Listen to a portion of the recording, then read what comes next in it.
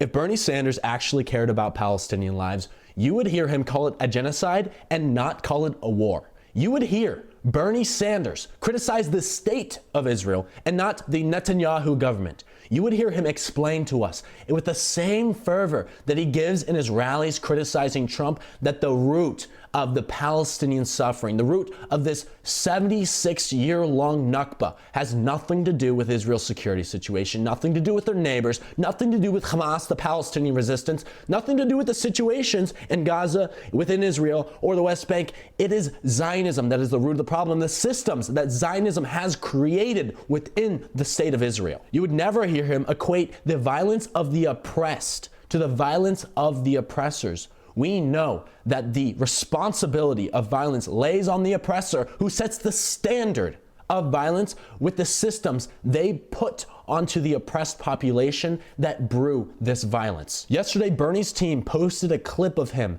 equating the violence of the oppressed to the oppressors. He explains that the leaders of Hamas, the Palestinian resistance, were just as criminal as that of Netanyahu and his cabinet of terrorists. The other day, I published another video about Bernie Sanders explaining to you guys how he is a liberal Zionist. He serves the population fake solutions that don't address the root of the problem, which is Zionism. And so a few people have been DMing me videos of Bernie Sanders being like, look at him, he's really good, but he's not. He does not actually care about Palestinian lives, and it is quite obvious when you analyze what he is saying and what he is doing. Bernie acts as the Democrats' sheepdog, making you think, you know, there are some good Democrat leaders, even though Bernie is not technically a Democrat, he caucuses with them, but he is arm in arm with other Democrats in the party, trying to promote them. He is a pressure valve for the American people to vent their frustration, such as when he presents arms embargo bills in the Senate, which, sure, I applaud him for.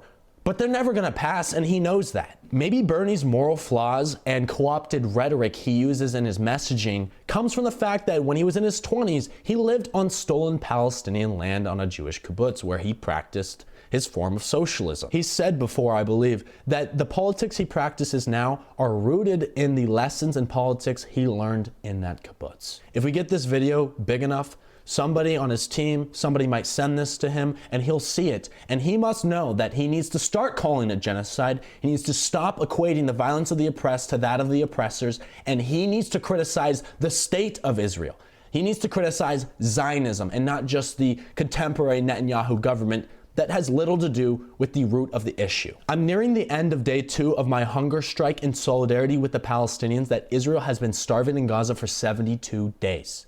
And I'm raising money to do this, and we've almost raised $20,000, and I really encourage you guys to contribute your part, or if not, share this video out there, or share some of my other videos about this strike, as well as a fundraiser. Thank you, and free Palestine.